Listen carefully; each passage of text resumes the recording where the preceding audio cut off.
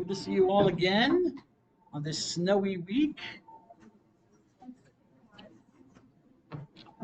Please remember that our first quiz is this week on Friday. So you should see that it's up there on Canvas. Not available yet. It'll be available on Friday. But quiz number 1's coming up, baby. There it is.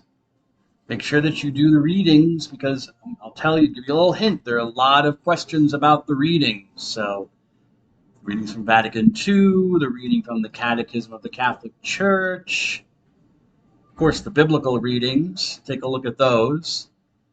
All right, there will be questions about them. All right, moving on. Let's see, where did I stop? Okay. So, the Catholic Church and other religions.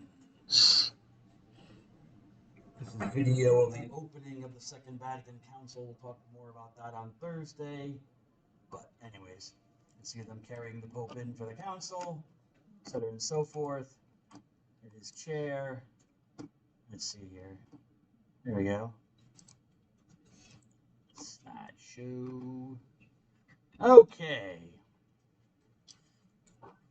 Not going to cover the, well, yeah, I will. Before I get into the Book of Wisdom, a little introduction.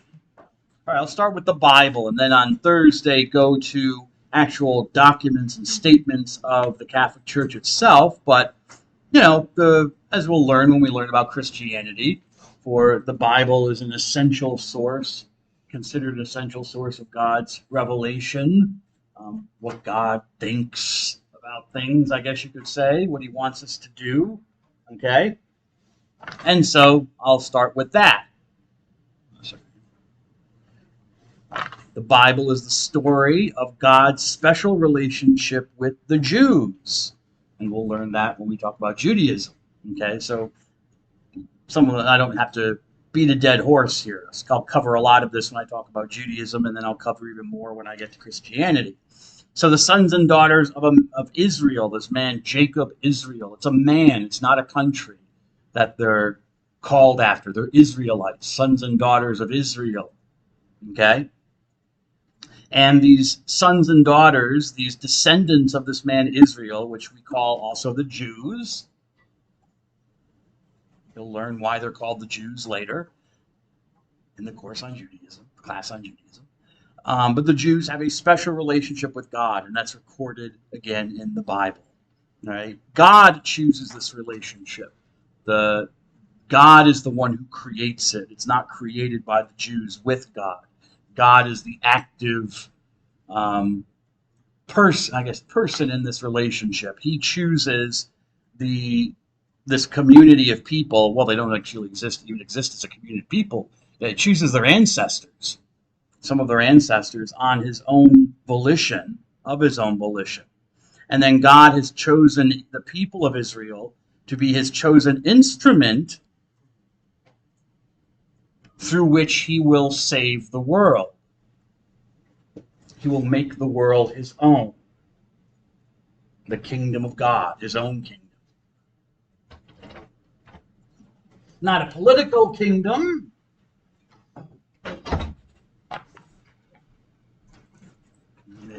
Hey, how's it going, miss?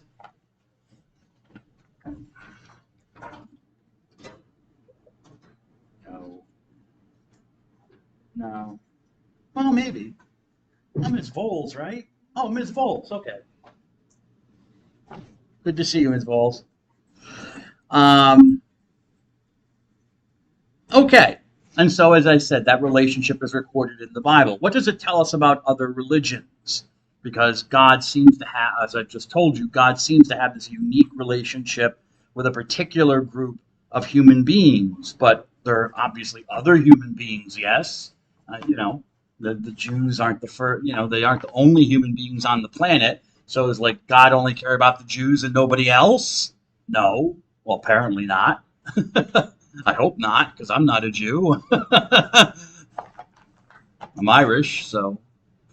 Anyways, I worship the God of Israel, but I'm not an Israelite, technically, or even actually. So what is the revelation God gives to these people, the Jews? What does it tell us about his God's view of human religiosity, human religions, of his relationship with non-Jews, people who are not of the people of Israel? They are not descended from this man Jacob slash Israel and his various children. Okay? Well, the Bible does not condemn human religiosity. The Bible just takes it for granted that human beings are religious. Okay? People believe in gods and spirits. Okay? The Bible doesn't, but the biblical authors just take it as a matter of course that each nation of people has its particular god or various spirits that they interact with. However, the Jews have their God, who is the only God that they interact with. So religiosity itself, being religious, or the Bible doesn't make any sort of judgment. I guess you could say either way, either positively or negatively on the religiousness of humans. They just are. We just are. Okay? It just accepts that fact that people worship gods. Okay? There is the understanding that men and women can sense the existence of God in the beauty and the power of the world. The fact that, the world is created, it doesn't seem to exist of itself. Okay, which is not always self-evident, but just go with it. The biblical authors kind of take it for granted that the world is created, it's made, it's not self-existent. And if it's not self-existent, who made it, right?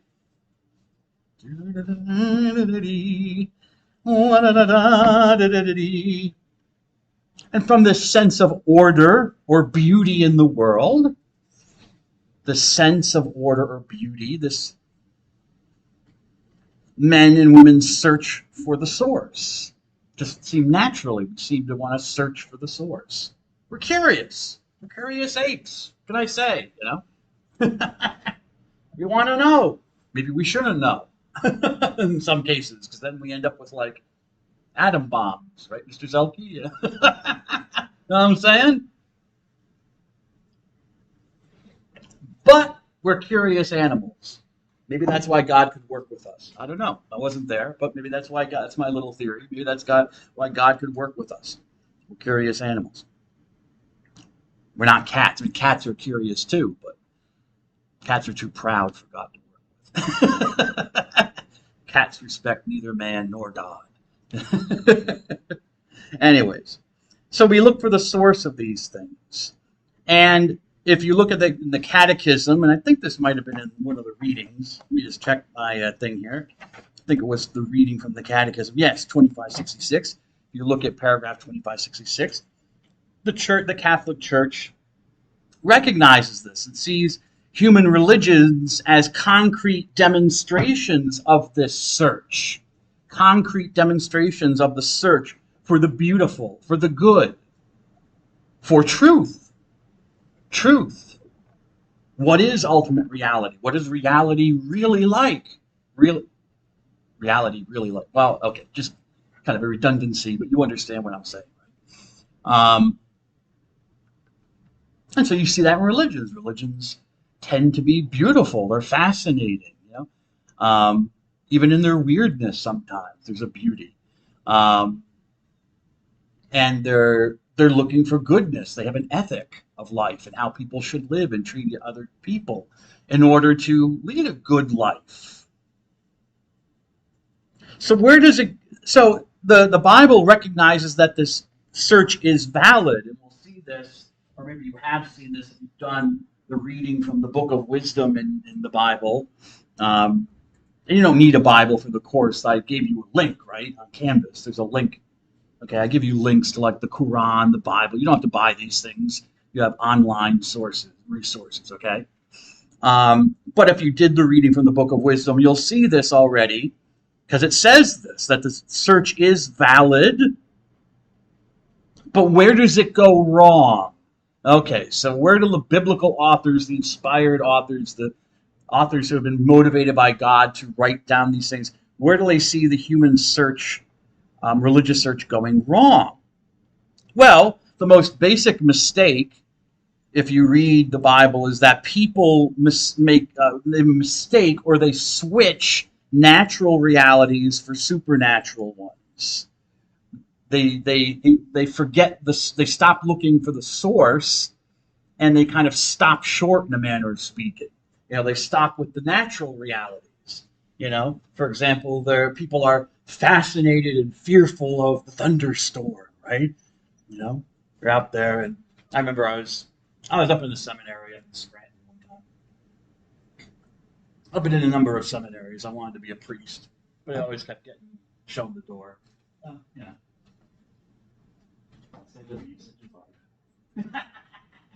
Anyways, I was up at the seminary up in just outside of Scranton, Elmhurst, Pennsylvania, also Moscow. So small a town, I think it just had a post office. It was even a town, actually. But anyways, I was in this seminary. I remember I was down in the middle of nowhere in the countryside, Pennsylvania. And there was a big storm that came through. Dark, thunder, lightning. Not a lot of rain. Not a lot of rain. Not a lot of rain because I went outside. I was standing outside at this thing. And maybe you've done this. You go outside when there's a storm. You stand there and you watch the clouds blow by. And the wind is so windy, and the clouds just flying by.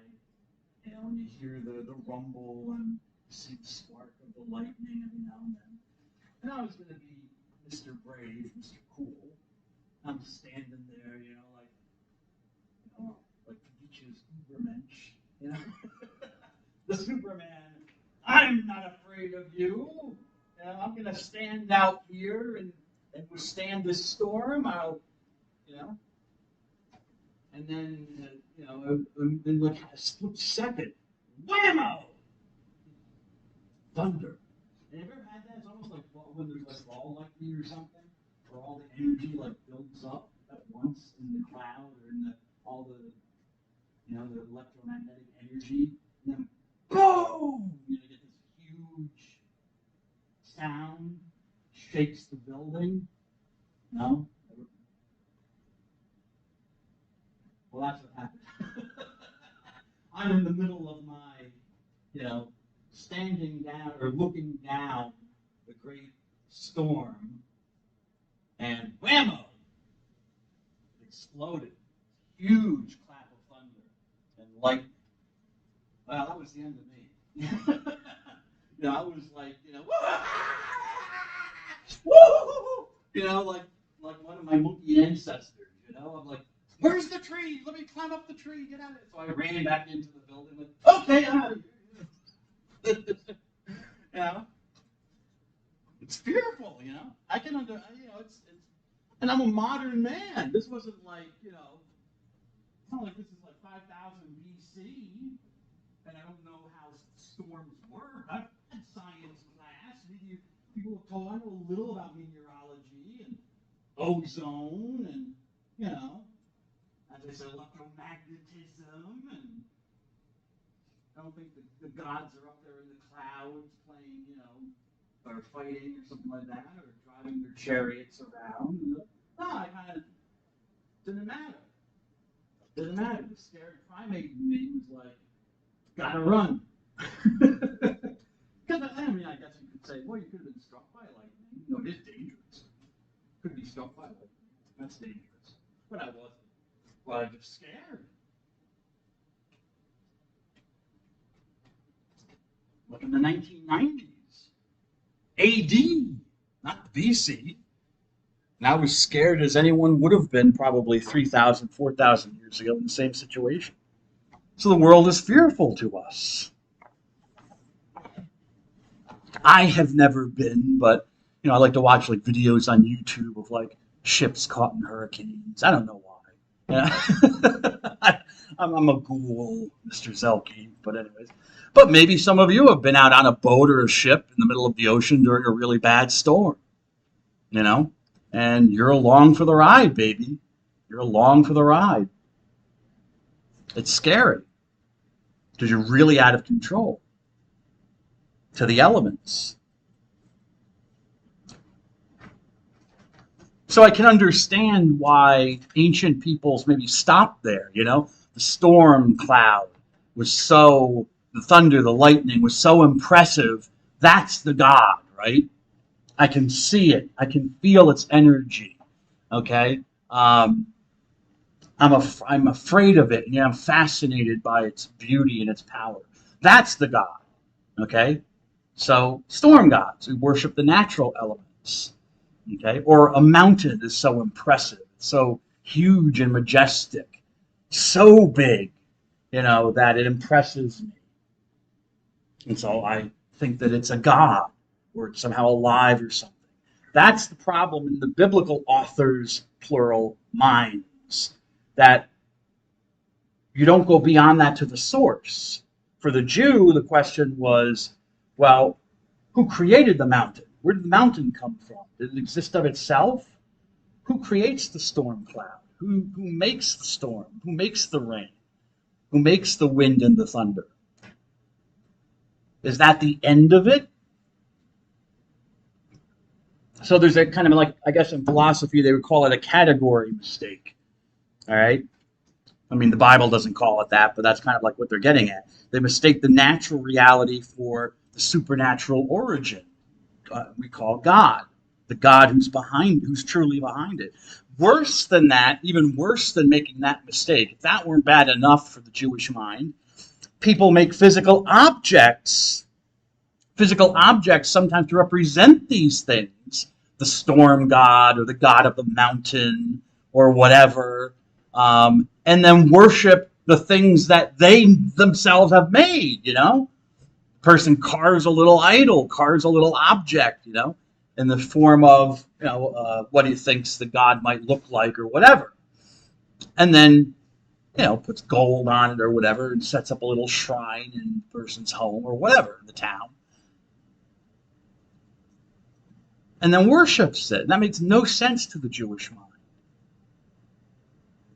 and to the biblical mind. So idol worship is a big no-no. Because, again, the source.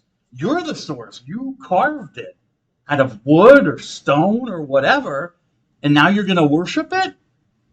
Why not worship yourself? The God you're worshiping didn't create itself. You're the one who made it. It makes no sense. And then it's a frequent refrain in the biblical writings about how stupid it is to worship these things that who created them. Even the person created the idol, and yet he worships it. I mean, at least in the first instance of natural phenomena that I mentioned, at least people are worshiping things they didn't make, I know I didn't make the Mount Fuji in Japan, which people consider sacred and holy in Shinto religion in Japan. I know that I didn't make it rain. I didn't make the storm clouds and stuff like that. Okay. So at least I'm worshiping something I know I'm not the source of. I didn't make it. And it's clearly more powerful than I am. At least I think so. But idolatry from the Jewish mind is then worse because I know who made the object. And you might as well just worship the maker of the idol. Forget about the object. Just worship Shlomo, who made the idol for the town. The God owes its existence to the human being who made the object. So this is kind of like the point of view we see throughout the Bible. And I've used a selection of some of the writings, like the Book of Wisdom. The Book of Wisdom was written around 50 BC, 50 years before Christ. And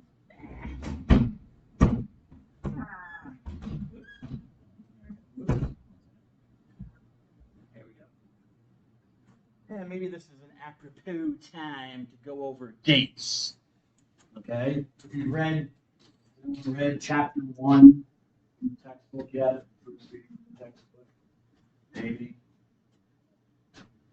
Anybody volunteer? Maybe. I'm just wondering, when you get to near the end of the chapter, they talk about dating systems.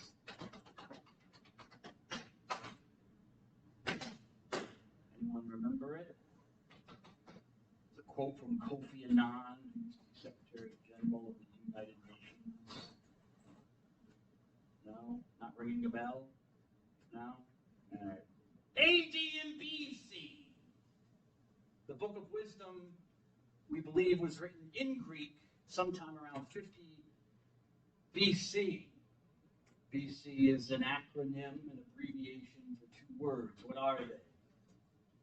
What are they? Yes, Ms. Furfield. Before Christ.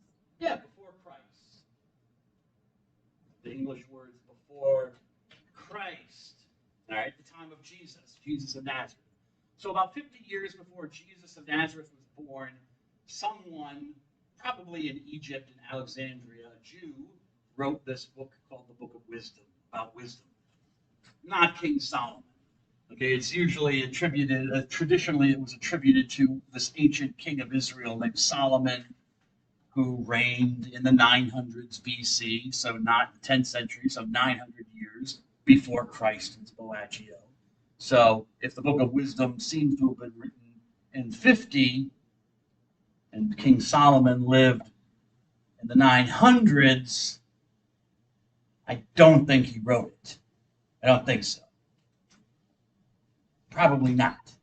I don't think King Solomon spoke Greek at that time. And it's only written in Greek. And it's not a translation of Hebrew. Anyways, so this book, BC.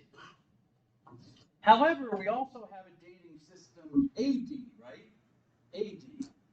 Okay? This is the year 2026 AD. Yes. Which also is an abbreviation, an acronym for what? Yes. After death. After whose death? Yes, again, that guy, Jesus of Nazareth. Popping up everywhere, right? Well, he is the risen one, right? Can't keep him down. Try to bury him and then he comes back.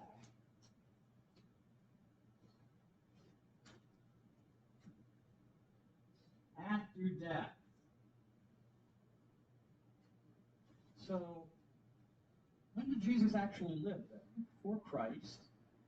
All right, there is no year zero. It just goes to 1 BC and then it becomes 1 AD. Okay, so 1 year after he died, before he died, or he's already dead when he was born after death? Does that work? Yeah, it doesn't seem to work, does it? I mean, before Christ works, because you're counting down, right? 50 BC, 40 BC, blah, blah, blah, blah, and you get to 1 BC. But then if you're dating it from the birth of this guy Jesus, or you're dating it from this time when this guy Jesus was alive, or are you dating it from the time he was alive? Are you dating it from his death? He died in 1 AD, and that's who it's dated from? Or is it dated from his birth? Thank you, Mr. Oriole. What do you mean? Why do you say that, sir? Where are you getting that from? I thought it was like Well, why would you think that? Yeah.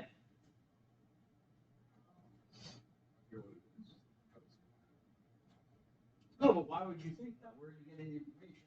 Do you just know that, or? Huh? I'm not saying much. Is it? I'm sorry. I'm Catholic and I went to Catholic school too.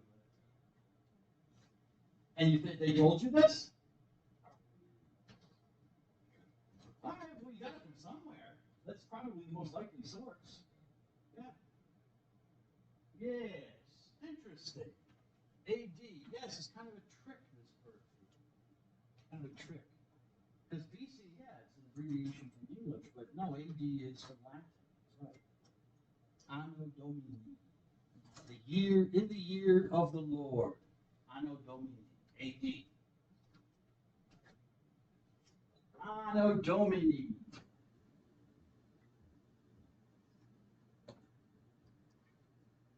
I mean, you know these words already. Anno, annual, okay, year, so you know that. Domini is a little bit harder. but to dominate, to lord something over somebody. So, year of the Lord, okay, AD. So, from the year of the Lord, mainly around the time that we believe that Jesus of Nazareth was born, which it's actually off by a few years, but we'll learn that when we do Christianity. Jesus was born before Jesus was born. But that's why I love kind of history, because you get these little weird little oddities that you can't make up. Jesus was born before he was born. But that's just because the calendar is off by a few years. Anyways, so yeah, dating system.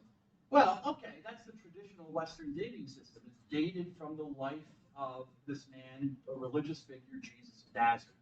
And you just can't get around that, okay? But not everyone believes that Jesus is the Christ, the Messiah, like Jews, most modern Jews. Not everyone believes that Jesus is the Christ. So they don't see 50 BC, or when they say they have 50 BC, they don't want to necessarily affirm. Who's this? Who is this? Hello, Miss. Miss Kepner? Okay. They don't want to necessarily affirm a belief they don't have, right? If you're, a believing Jew, you don't want to affirm that this guy Jesus is the Messiah because you don't believe it.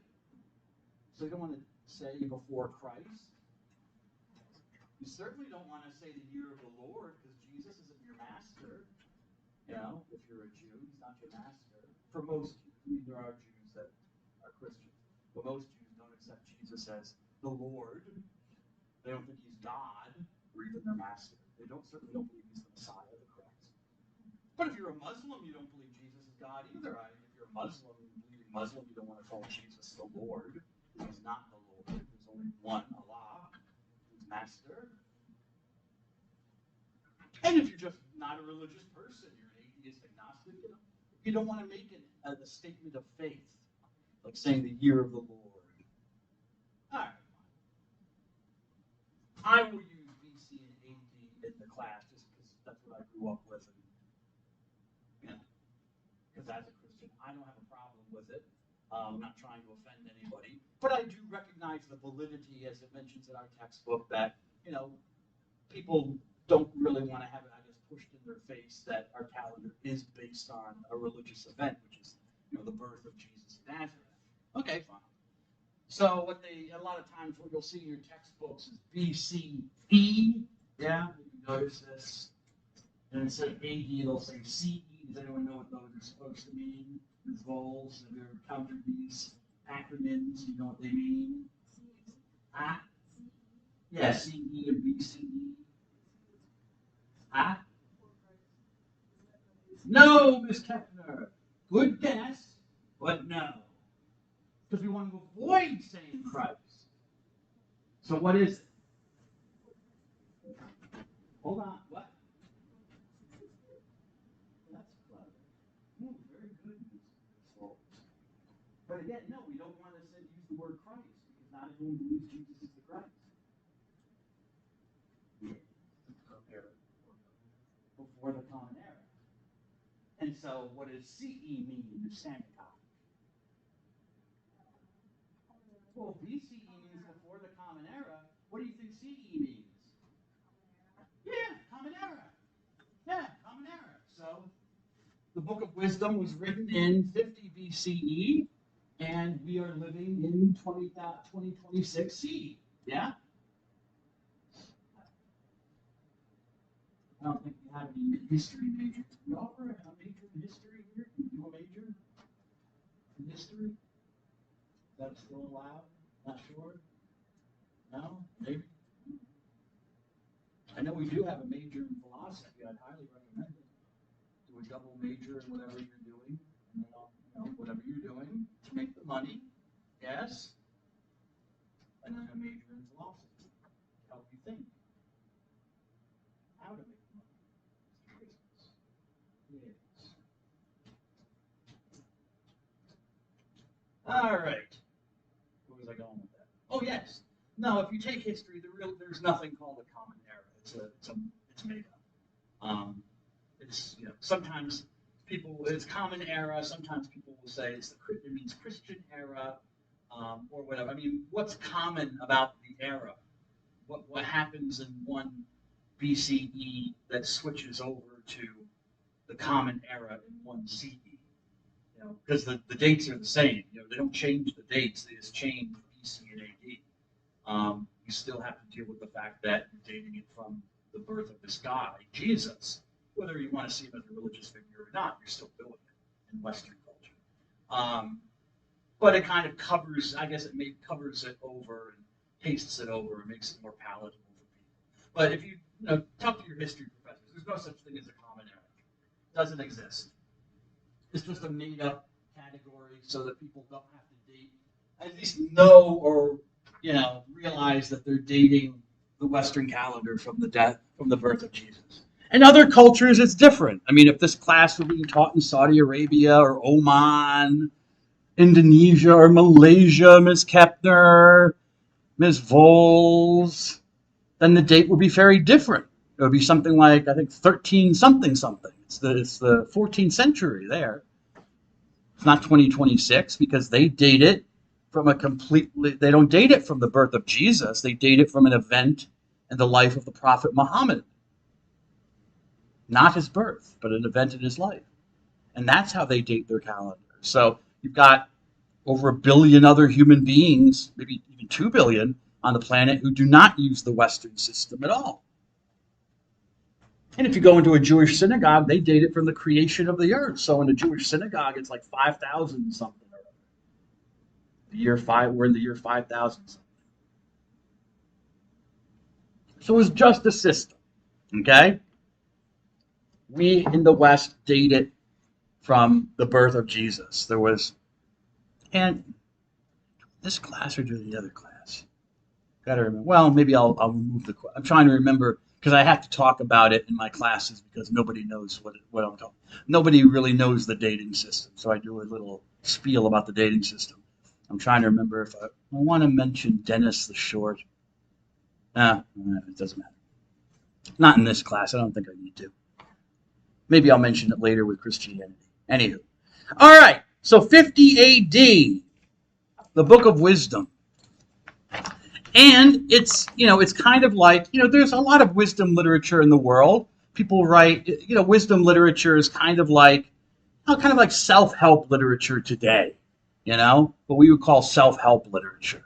All right. People writing down phrases or ideas that people can think about that trying to help them live the good life or live a better life. Be a better you. Right, Ms. Garrity? Be a better you. All right.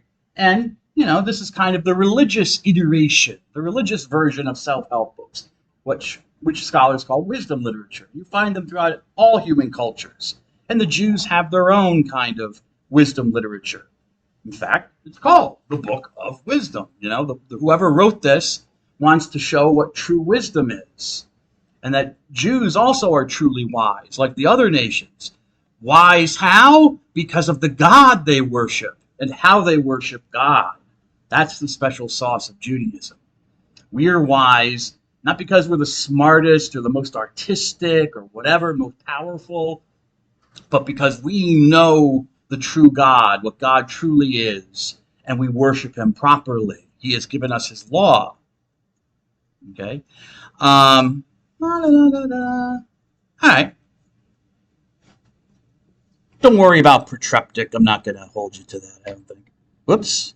Probably not. Yeah, Solomon, probably not. Idol. Okay. We use the word idol. So I'll give you a little definition of the word idol, which simply means an image, a likeness of something.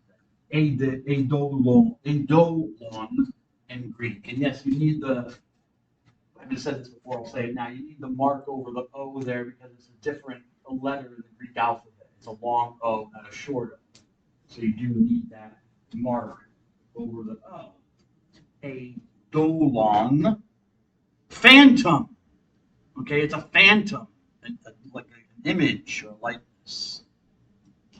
Eidos, a form or a shape or a figure.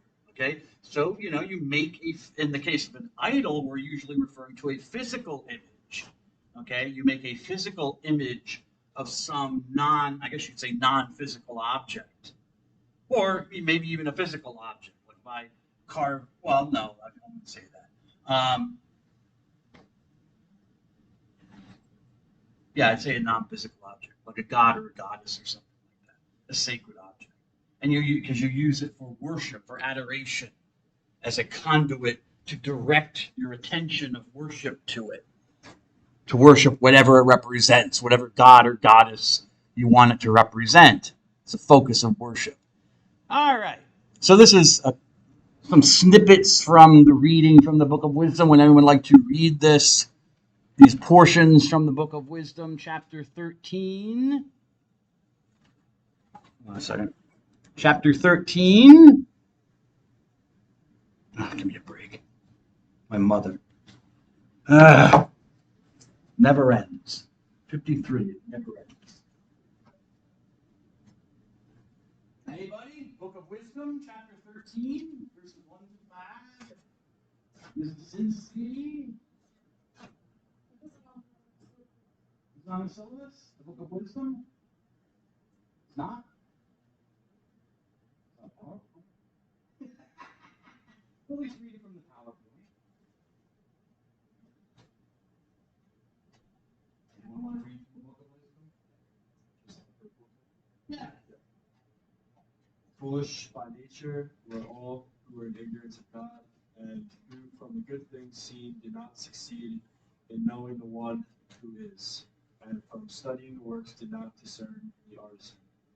Instead, either fire or wind or the swift air, or the circuit of the stars, or the mighty water, or the luminaries of heaven, the governors of the world, they considered gods.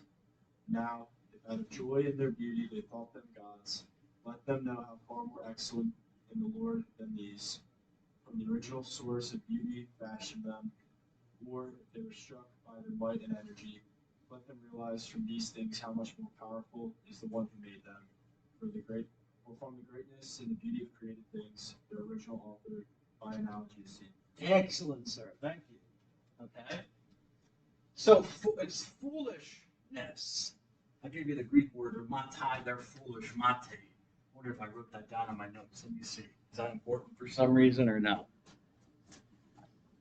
I didn't see it, so I'm going to assume that it's not. Trepo. No. Okay, so don't worry about that. It meant something to me at some time. So you see the negative with the positive, the foolishness of those who don't know God. Why? Because they see the good things. Notice the created world is good. Okay, there's not disparaging the physical world and saying that you can't see goodness and beauty in the physical world. But they don't follow it through and know the one who is. Okay? Is the source, is what it's saying. And from studying the works, they don't see the artisan, the maker of the work. Okay? They study the pot and think that it ends with the pot. They don't study the potter. They are enamored, I guess they're impressed by the natural world, the stars, the luminaries of heaven, which would be the sun and the moon, okay? Wind and air and stuff like that. And they are beautiful, and it causes them joy. Out of joy, they're overjoyed in their beauty. I think they say they're also fearful. But they're overjoyed in their beauty and think because of that they must be a god. So that tells you kind of like what they're looking for, what human beings are looking for in our religions. We're looking for beauty. We're looking for goodness. We're looking for fulfillment or joy because we assume that they're gods. But there's someone more excellent than them, the source of their beauty. Because from the greatness and the beauty of these things, of these created things, so they are great, they are beautiful, i.e. they are good, they're not bad, the world is not evil, but they are created, they're made by something or someone else. And how do you know that, or how do you know that author or that creator? Through analogy. This is an interesting use of the word, analogy, comparison. That's all analogy means. It means to compare something. All right? They're not God, and they ought not to be taken as gods. However, whoever wrote the Book of Wisdom can admit to the fact that, yes, even the physical world can be compared in some ways to God, all right, who is the source of their beauty, their goodness, their power, all right? They're not the same, so you have to, that's where the confusion comes in for the author of the Book of Wisdom. That's why it's wrong. People confuse the one for the other. But it doesn't also, I guess you could say it doesn't, the author doesn't throw the baby out with the bathwater. It doesn't say, oh, boo, the world, the physical universe, only follow God. God's the greatest good. No, it said, no, the world is good. You're right. You're on the right track, but you've still missed the mark. You've kind of wandered off. All right. You haven't followed through on the analogy all the way, I guess you could say. All right. Yes, yes, yes. Okay, so we gotta talk about that. What's this? Oh, analogy. Oh, there we go. Comparison.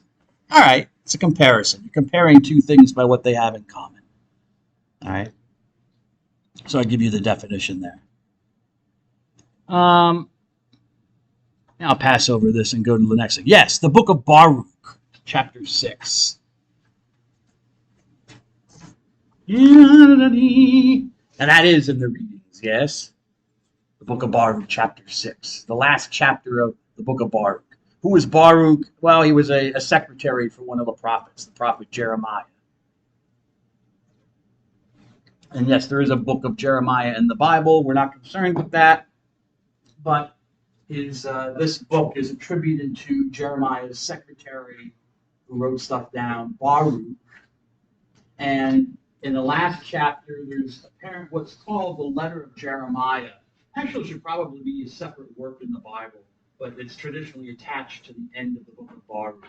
But it's not by Baruch. It's actually it's in the format of a letter from the prophet Jeremiah to a bunch of Jews who are living someplace else. They're living in non-Jewish territory.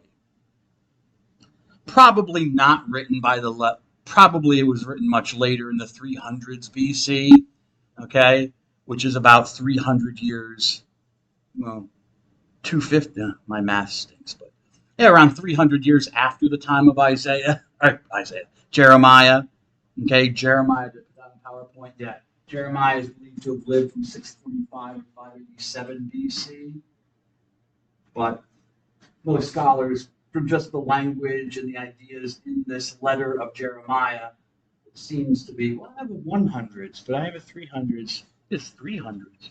Maybe my notes are wrong. Go with the PowerPoint. That sounds right to me. I think I put it wrong in my notes. The 100s BC, so sometime in the first century before Christ. So obviously much later than this prophet Jeremiah.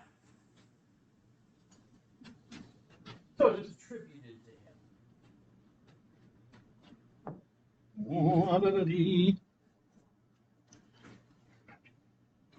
And in this letter, he's trying to address, how should Jews comport themselves in a land where, they are not the majority, they're the minority, and they're surrounded by non-Jews who are worshiping all these gods.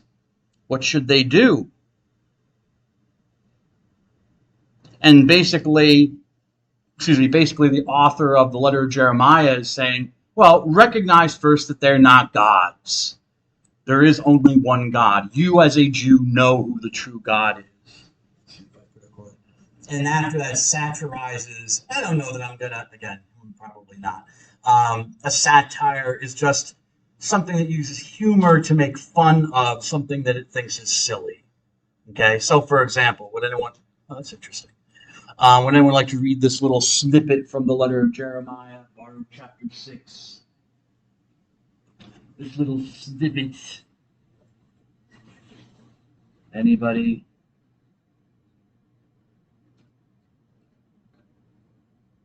Class participation points don't come easily. I'm trying. Like fishermen casting out my line.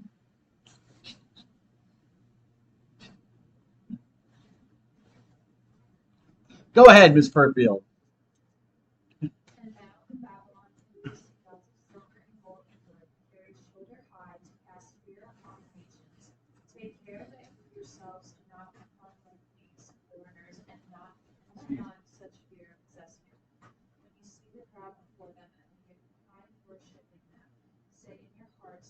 Lord are the ones who worship. My angel is with you, and he will keep watch on you. Excellent. Okay. So Babylon is modern day Iraq, the country of Iraq. Should map where that is briefly. There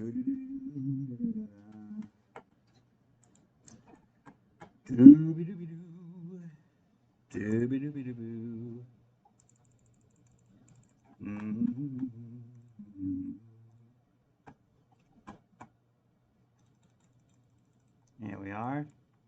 Go across here to the Middle East, modern day country of Iraq, called Babylon. All right, and a bunch of Jews were exiled. They were taken captive over to Babylon to live. Okay, talk more about that when we talk about the history of the Jews later. Okay, so he's writing to a bunch of Jews who are in exile in Iraq or Babylon. And he says, you're going to see like processions, people, carrying around their gods, the statues and processions on feast days and stuff like that. And, to kind of go along, I think what he's saying is you might have to go along to get along, like people will expect you to be there for the celebrations. All right. But when you're there, don't be like the pagans. He calls them the foreigners because they're foreigners to you. And it is, it's deliberate language, they're not part of the people of Israel. They're outsiders. Don't be like them, bowing down and worshiping, and they're fearful, and praying to these wooden or statues or whatever that they think are gods. But say in your heart, notice, don't say it out loud, because you're in a crowd of non-Jews who might turn on you if they think you're insulting their gods. So say in your heart, you, Lord, are the one to be worshipped. You are the only God. And my angel will protect you. Okay? And then what follows after that is a satire. There's basically the refrain is, how can these things be called gods? He gives all these instances of silly things. They're in their temples. Look at them. The gods are covered in dust. The clothing that people put on them is all rotten and mildewed. How can they be gods? And I really have a special place in my heart for the letter of Jeremiah, because it's the only place in the Bible where it mentions cats. It's the only one place, the letter of Jeremiah, part text. It says, look at the birds just fly in and they sit on top of the god and stuff like that. And even cats will come up and sleep on the god of the shrine. Again, I told you, cats respect neither man nor God. The cat will saunter in and find a nice little spot on a statue and go to sleep. How can they be gods then? They're not. That's the response. Of course they're not gods. Look how silly it is. I mean, if a thief breaks into the temple, busts down the gate and goes in and steals all the gold and the money in the temple, what does the god do? Does the god, get up and defend his temple? No. He's completely mute. He can't move.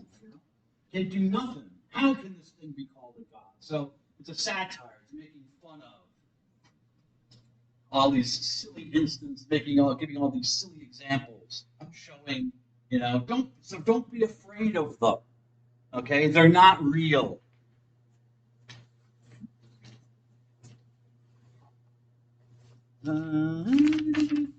Maybe.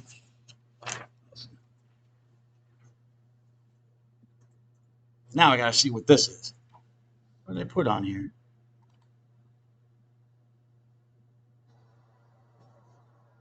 Oh, okay. Here we go.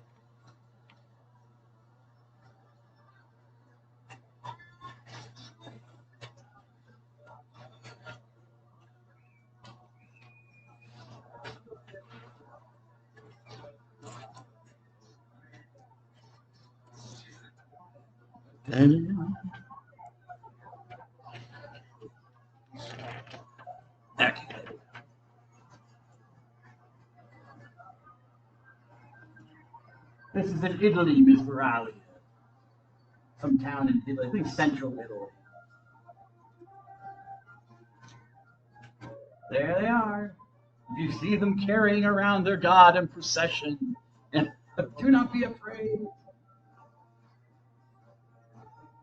It's Saint Dominic. I forget his last name. I have it written down somewhere in my notes. But anyways, it's a local saint of the region. I think he was a monk or something. Anyways, I think there used to be a pagan shrine for snakes there traditionally, many before the people became Christian. And I guess they used to gather up the snakes from the countryside to honor I think it was a goddess. But anyways, since they became Christians, you still like to party. You still want to have the party. People still want to have their fun. But you just change it from the goddess to this monk, Saint Dominic. Still bring all the snakes in from the countryside. You drape them all over the statue of the saint. Okay, fine. The church the church doesn't want to take away our fun. Just wants it to be truthful fun. And no, the people aren't worshiping the statue of Dominic. It is an image, but it's not an idol. It's not being used for worship purposes. I personally would like them to leave the snakes alone. Because imagine, you're a little snake, you're living your snaky life, not doing nothing, not hurting anybody. Then all these Christians come from the town and grabbing, scooping you all up and draping you over this statue. And it's all right, people. And then they bring them back, they put them back out in the wild. But, just leave little snakes alone. Let them live their little lives. And obviously, they're not poisonous. They're not biting anybody. They're safe. So there's no danger of dying from it. Anyways, so I thought that when I saw that, I thought it reminded me of the letter of Jeremiah. When people, because religions are of a piece in a way. They imitate each other. We do some of the same things. In this case, it's a bunch of Christians. But imagine when the letter of Jeremiah was written by whichever Jew wrote it. Just transfer it to ancient Iraq. And what the people were doing there, carrying their gods and goddesses around.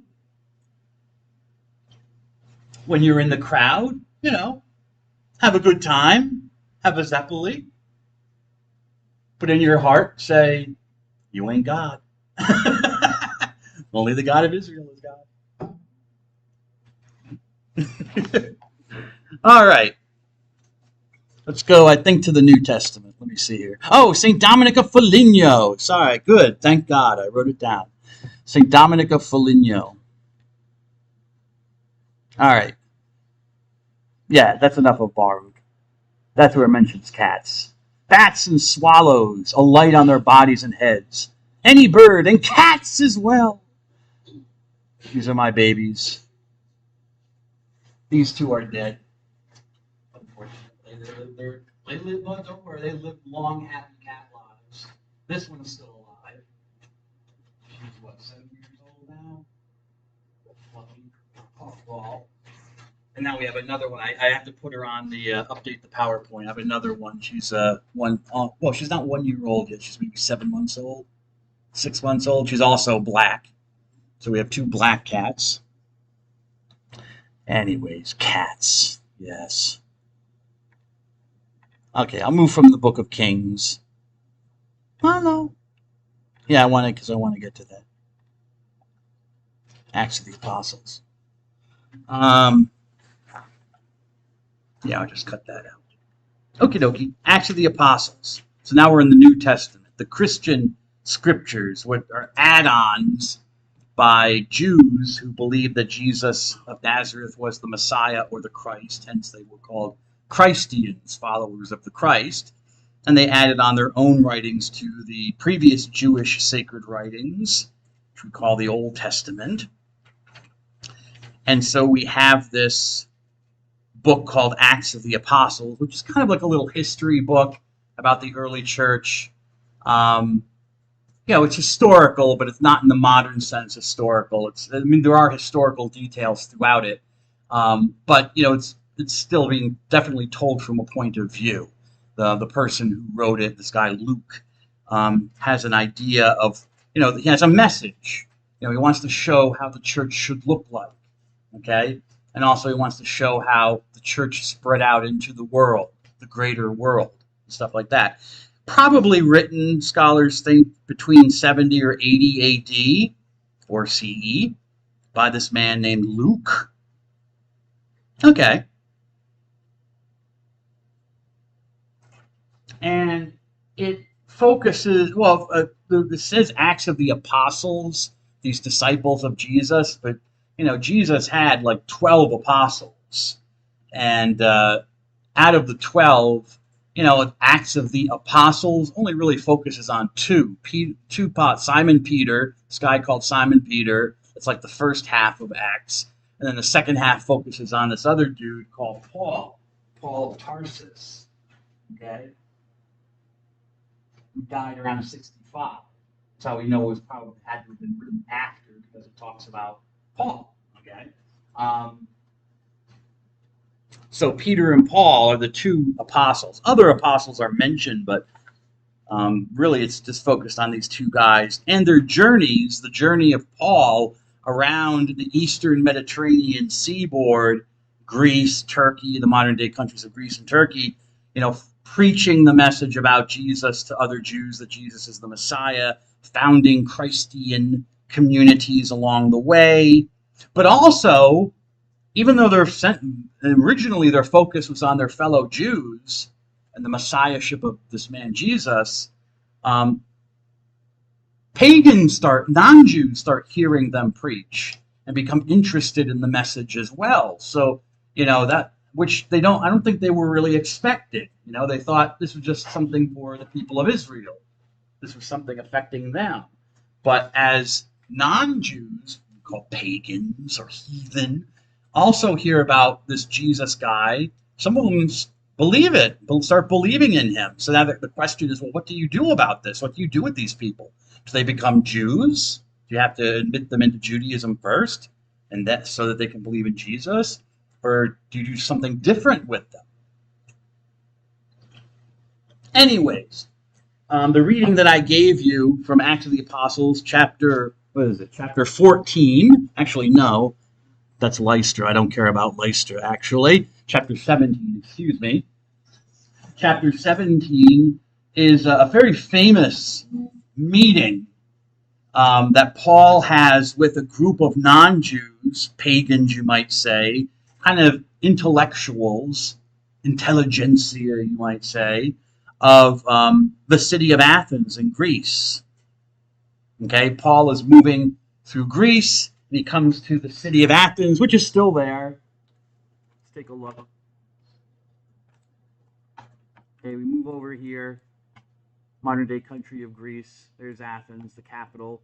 Okay, so he's moving along, comes down this way to Athens to Greece, or maybe he came across the ocean because Lystra is over here in Turkey. But anyways, doesn't matter. Here's what we're talking about.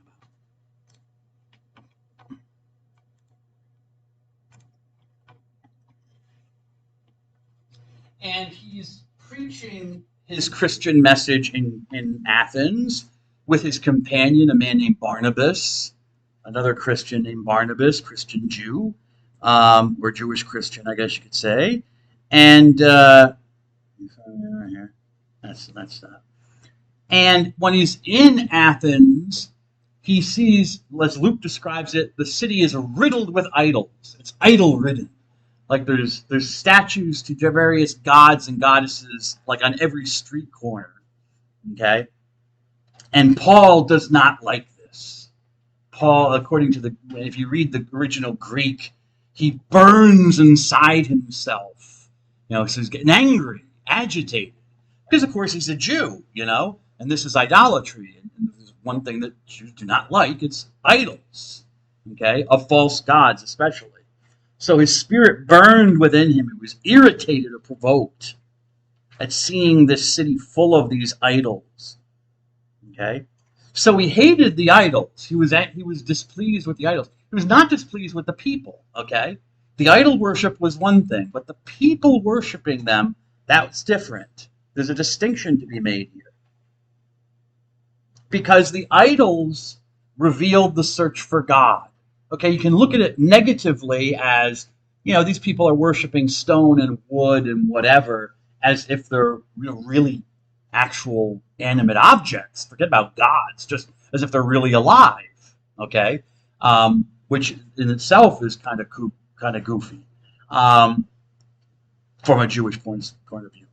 But if we want to look at a positive way, it does show that they're searching for something.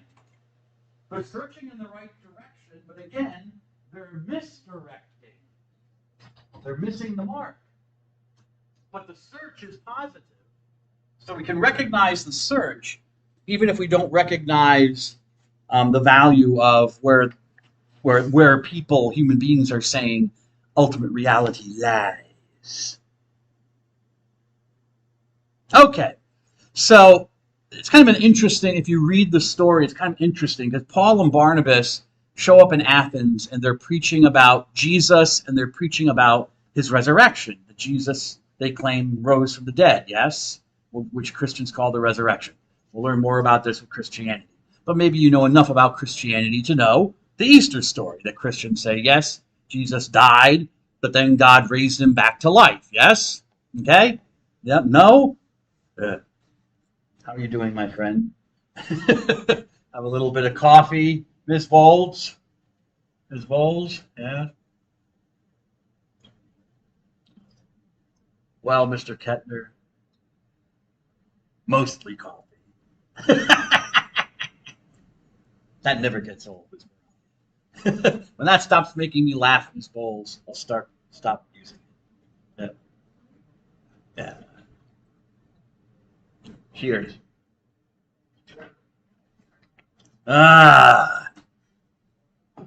Anyways, so Paul and Barnabas are in Athens preaching about Jesus, in Greek, Jesus, and they're talking about Anastasis, which is simply Greek for resurrection. It means standing up again, okay? And which are words. They're just words. Jesus is a name, Jesus, and Anastasis is a concept, But it can also be a name as well, Anastasia, right? Some women are called Anastasia, okay? Or in some men, Anastasias, by that Greek word. So the people in Athens who are, they misinterpret what Paul and Barnabas are talking about. They think they're actually talking about two new gods, one named Jesus and another a female god, because Anastasis is a female gender in Greek, and this female goddess, Anastasis. You see this in the story. If you want to look along with me, or Acts chapter 17, or look on the internet. It starts out with a religious misunderstanding. There's a misunderstanding of religions. Okay. This is chapter 17. I'll start with 18.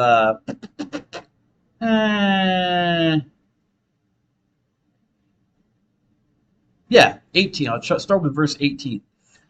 Even some of the Epicurean and Stoic philosophers engaged Paul in discussion. Okay, so he wasn't just debating with Jews, because Athens was also known as the seat of philosophy.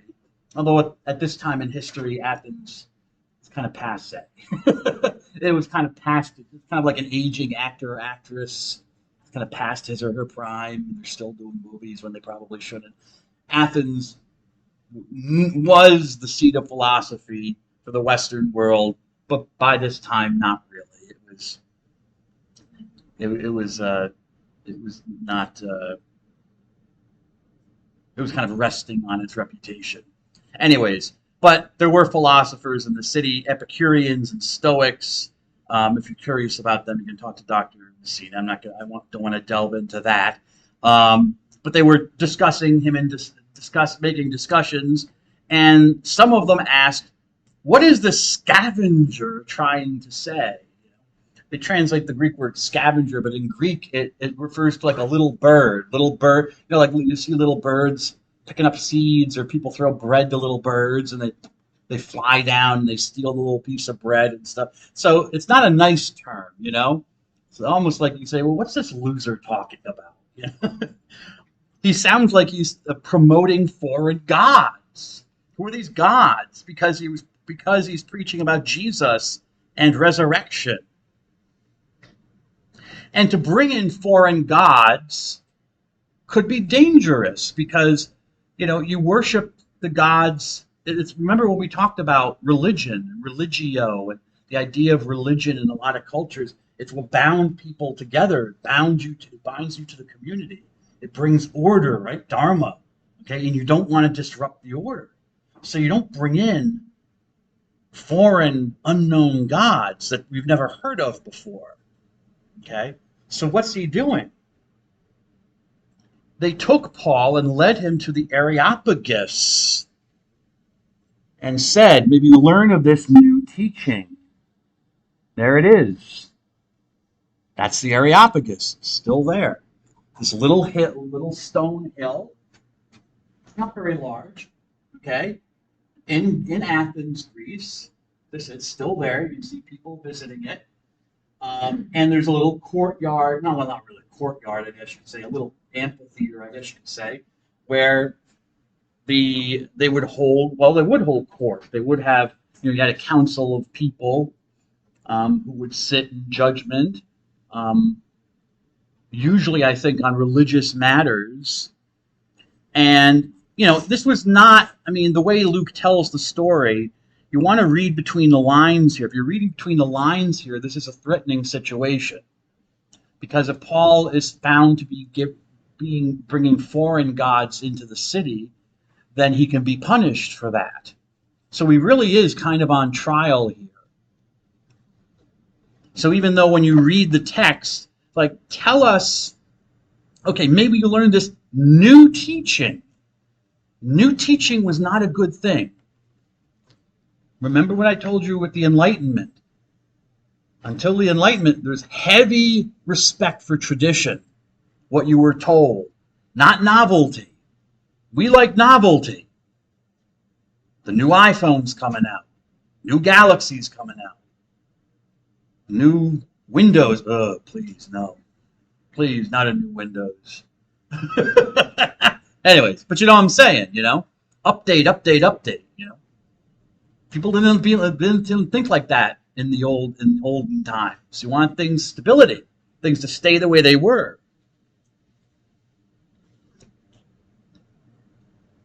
So they bring him there to this court. We would like to know, for you bring some strange notions to our ears. And we want to know what they mean. All right. And so Paul talks to them. We have this speech, this very famous speech that he gives before this court, the Hill of Ares, actually, Areopagus. I put this on the PowerPoint.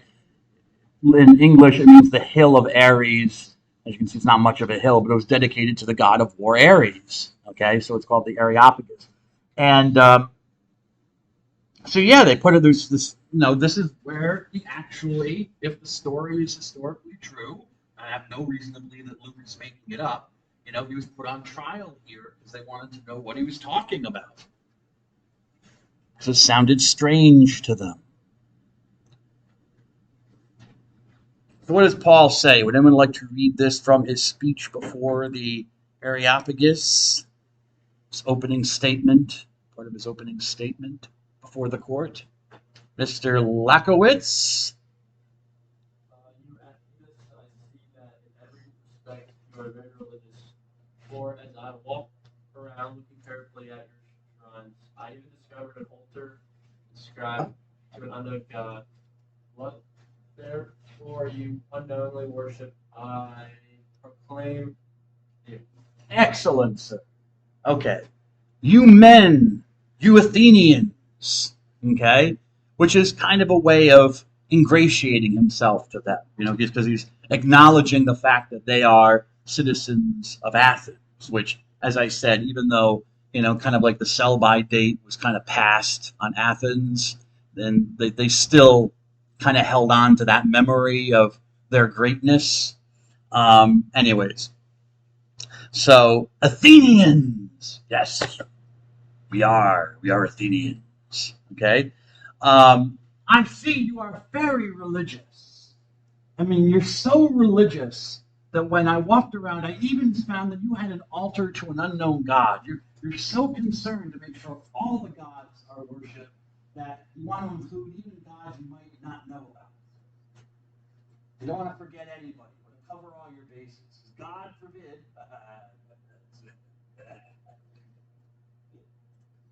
that you would offend any of the gods. So you want to hedge your bets, make sure. So even have an altar to an unknown god. Whether that's true or not, I don't know. Archaeologists haven't found anything like this. They have found some altars to unknown gods, but I don't think, not in Athens. But anyways, but apparently he saw something like this. And then he uses this as a springboard to say, what you admit you worship without knowing, I know who that God is. I'll proclaim. That's the God I'm proclaiming to you. Okay? All right? So in a way, he's kind of like saying, I'm not proclaiming a strange or foreign God. You already admit that it's there, but you just don't know anything about this God. But I do. So in this opening statement, it's polite, not polite, but it's kind of positive and negative. He's giving them kind of a backhanded compliment. It's not clear that he's, actually congratulating them or complimenting them. The word very religious that's used here, I give you the Greek word daisy daimonesterus. Sometimes in translations you'll see it as superstitious. But the meaning is you're overly religious, like uber religious. And Uber, I don't mean the cars. I mean, like you're ultra religious, like not in a good way.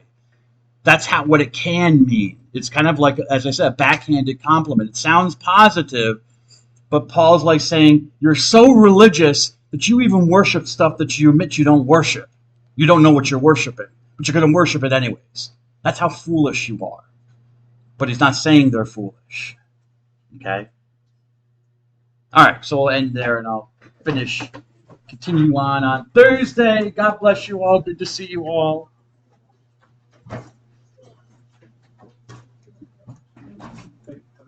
Have a good day, sir.